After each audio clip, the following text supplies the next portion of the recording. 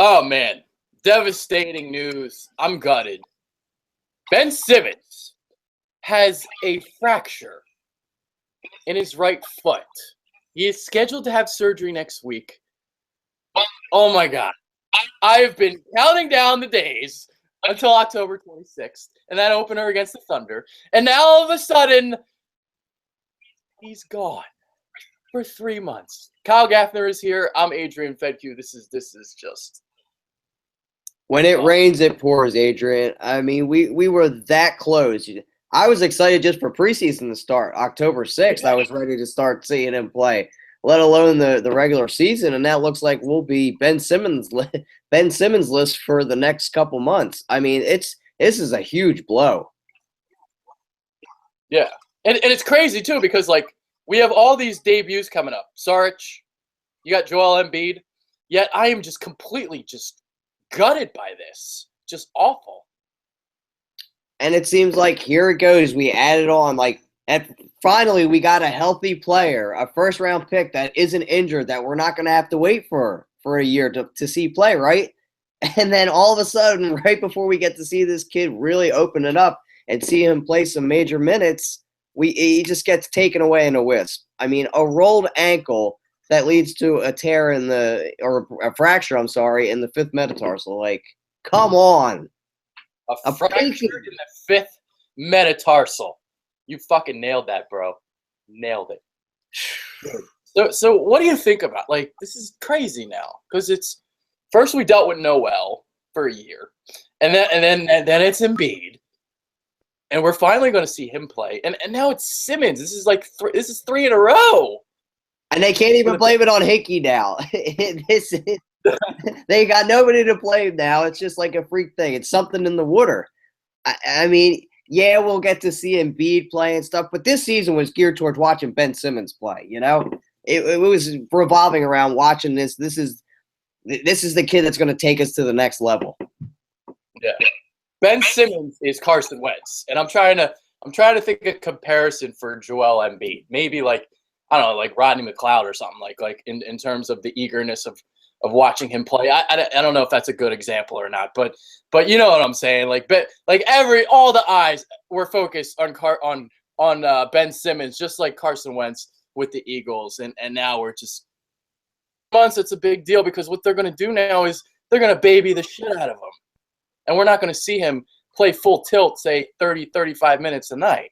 Maybe not even until after the All-Star break. I God forbid, I really hope not. But, I mean, you're talking like Ben Simmons is Batman, and Joel Embiid would be like the Robin, I feel. Like, everything would be focused on him. But they're going to put the baby gloves on him. They're going to put the baby gloves on Embiid, too. So, really, we're going to just get to see the debut of Saric, which is, kind of disappointing. Man, we're both on this show today. Hey, I was so ready to get basketball underway because we got football going now. Basketball and all these debuts, and now our prized possession is out for 3 months. I mean, at first I heard it was 4 weeks. It didn't seem that bad, but then as reports started to come out more and more, it just kept getting longer and longer and longer. It goes from a rolled ankle. And then they're like, oh, it's his pinky toe. His fucking pinky toe. And he's out for 3 months. What is this, man? Like, pinky toe? And yeah, you're right, man. It was a tease. Like, the first report I heard last night, it was like 4 to 6 weeks. I'm like, all right, whatever. That's not too bad. And then it's 8 weeks. And then today's 3 months. And surgery. Yeah, the surgery is scheduled for next week, whatever time that's going to be doing. But I mean, hopefully, if this is just a guess that they're saying 3 months, maybe that he can push through it and get a little, faster process through this. But do you think this had to do with him putting all that weight on that caused him to do this to himself? Yeah, I mean, I've seen different things about that. I mean, obviously, if you put on some extra weight, I mean, that's not good for your ligaments. But I've also heard report from some doctor that says it's kind of far-fetched a little bit. So I forget who the doctor was that I saw, but yeah, I mean, I've been reading different reports. I mean, Howard Eskin was the first one that kind of reported that. So that in itself makes me kind of like, well, it's Howard Eskin reporting it, so fuck him. I can't trust a word he says. But other people have since said that too. I don't know. I mean, it's hard to speculate. Yeah, I mean, and now you have to look towards the season. What do we do now? Okay, now that he's out, he's kind of like the leader would be gone. So we go back to this trade talks of the bigs. And there's been a little bit of stir up there with Nerlens Noel being very chirpy about this. He's been saying he's a little bit displeased. So does this force Colangelo's hand to get rid of these guys now to make a little magic? If anything, this injury kind of prevents that from happening because now, you need your guys there in the front court now.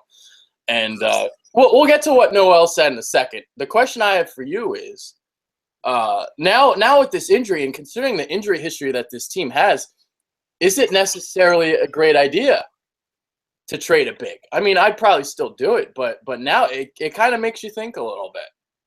Yeah, it does. I wouldn't want to do it. I was happy going into the season because you can't have too many bigs ever. It's always good to have a stable of big guys. So I was on board for keeping these guys, but it could change the mentality of everything. This is huge. Yeah.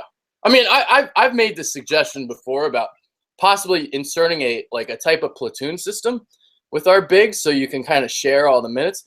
The problem is egos and, and are people are going to really want to do that? I don't know.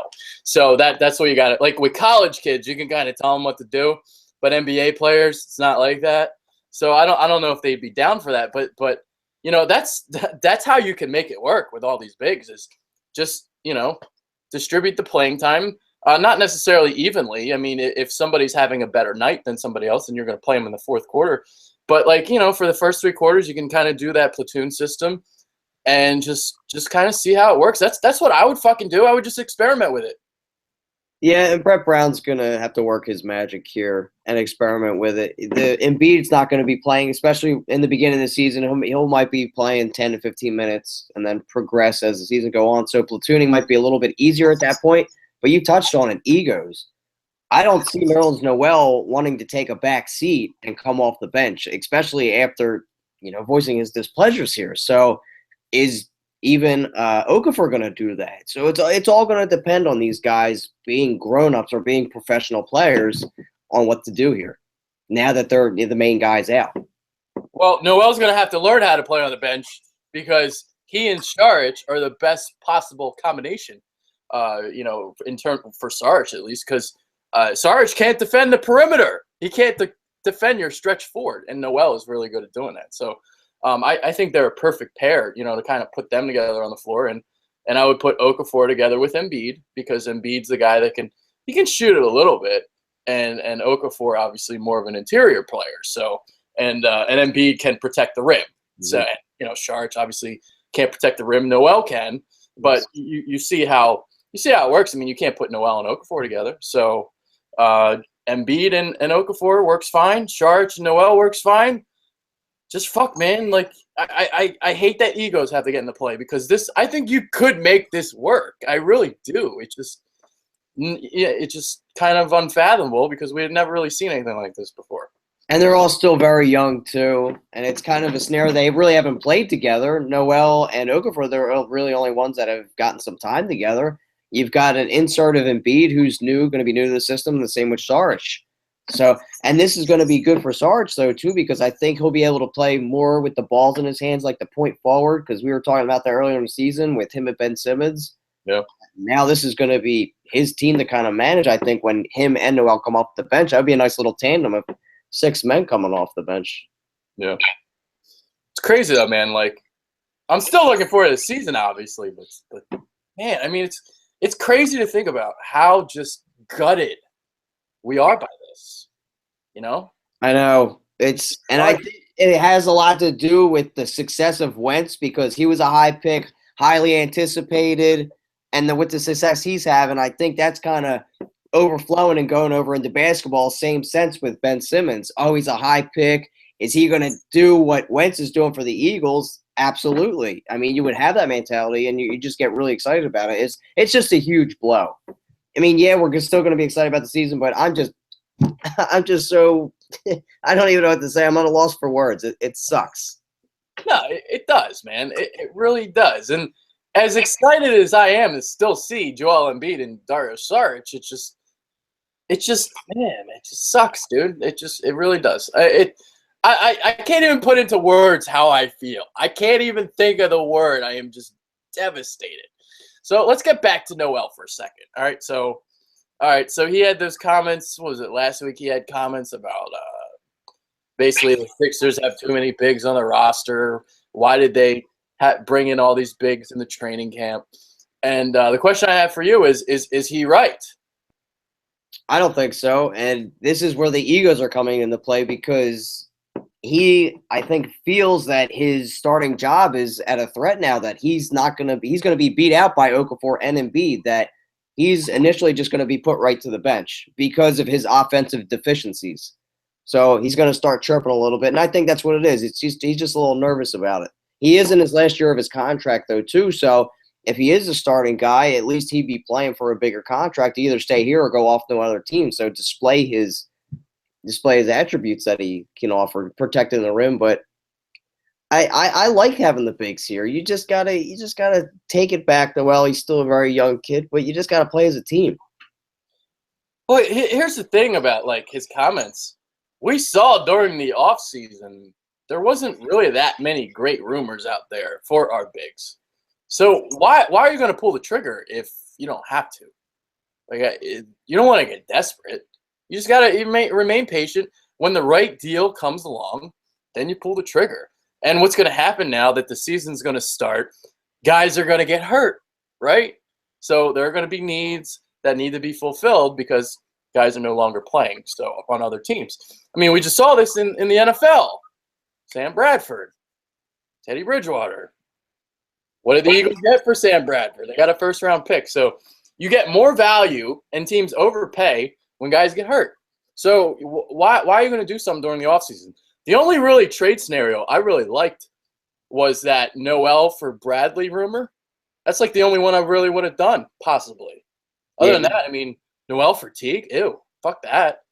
But Bradley would have worked because he can guard your team's opposing point guard. He can hit the corner three, which works with the drive and kick game of Ben Simmons. He can run the break. I mean, he's a really good player for, the kind of fit that we need for this team. He's perfect for us. So that would have been the only one I would have really considered. Yeah, there was a lot of trash rumors out there. Nothing that really sparked our fancy. I thought that was overwhelmingly great because I think it was a lot of desperation trades out there. People were trying to take advantage. And now that this happened with Ben Simmons, I feel like this is going to happen again. Teams are going to think that, the new GM and Brian Colangelo here, maybe he's getting a little nervous that this pretty star protege that's here, he's out. So I think we're going to see a lot more of these crappy trade rumors for Noel or maybe Okafor, undervalued trades that I think were being offered to us. I think that we could get a lot better for what we have because they're very talented bigs. Yeah, just don't give in to anything stupid. So, and the other thing I would have done, I would have done Okafor straight up for Chris Dunn, but obviously that never happened. So, I don't think that was even in the works, I guess. No, just a dream scenario for us, basically, because I would have done that in a heartbeat too.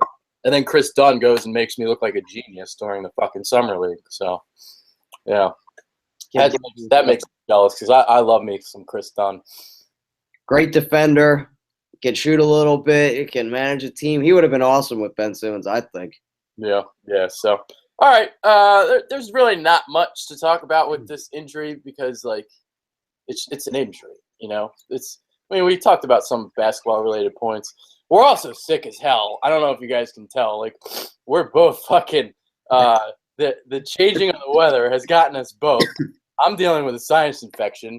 You sound even worse than I do. I got some bronchial thing going on, so sorry if nobody can understand what I'm saying, but I'm trying my best to enunciate. Yeah, so I don't know how this show turned out because, I'm fucking all foggy too. So, but hopefully you guys enjoyed. We had to do a show on this, so. And at least we got some Sixers talk back. It's been a while. Yeah, I've been wanting to get the Sixers train back rolling. There just hasn't been anything going on, so we kind of laid low for a while. We focused a lot more on football-related stuff, so. And it's a shame we had to resurface with something like this. Yeah, yeah. But hey, what's going to happen is this.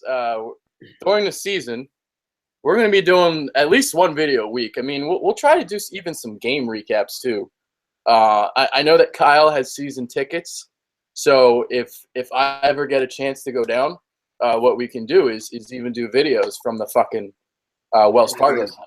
So we'll just go on a cell phone. We'll do videos for you guys. So just trying to think of new ideas. If you guys have any ideas of what you guys want, let us know in the comments section. We'll try to fix your fancy. And check out our website too. Yeah, dude, I keep forgetting to plug our website. I don't know why I keep doing that. TheBitterBirds.com. We just launched a website. So make sure you check that out. Skim our articles and shit like that. We got to get more articles out there, though. I gotta get the boys writing. It's a work in progress, but at least it's out. You guys should go check it out. We've got all sports on there: hockey, football, baseball, basketball, all the Philly sports. It's actually a really nice site. Of course, it's nice because it's the Bitter Birds. Everything about the Bitter Birds is nice. Very nice. Very nice. So, all right. Let's see. Anything else on your mind? I don't even know if we covered everything I wanted to talk about, but I think we got good stuff in. I just feel like shit. I want a nap. Yeah, and I'm just disheartened with this injury. I hope it's a speedy recovery to Ben Simmons. He gets out on the floor. I hope we don't have to wait till 2017 to actually see this kid play. But it looks like we're not even going to get to see him before Christmas. So at least I'll go down. It will be a little disheartening going down to the games, but we still have Embiid and Sarge to watch. So Sixers for life. Yeah, man. I mean, it's like we're so devastated by this. But think about what our team was like last year heading into the season opener. So if you want to take you can look at it that way. There was no Sharks last year. There's no Embiid. So at least there are those two to look forward to. Yeah, there's other pieces, and then you even got the rookie Wawa to look out for. A couple of these picks that could make an impact on the team. Maybe even make a playoff run. We will see. Oh, we're going to get a playoff. No. All right. With that being said, that's Kyle Gaffner. I'm Adrian. Thank you. Hopefully you guys enjoyed. And again, if you guys have any show ideas, let us know below. I'm willing to listen. I'll listen. We're out, though. Kyle, I'm Adrian. Peace. See you guys.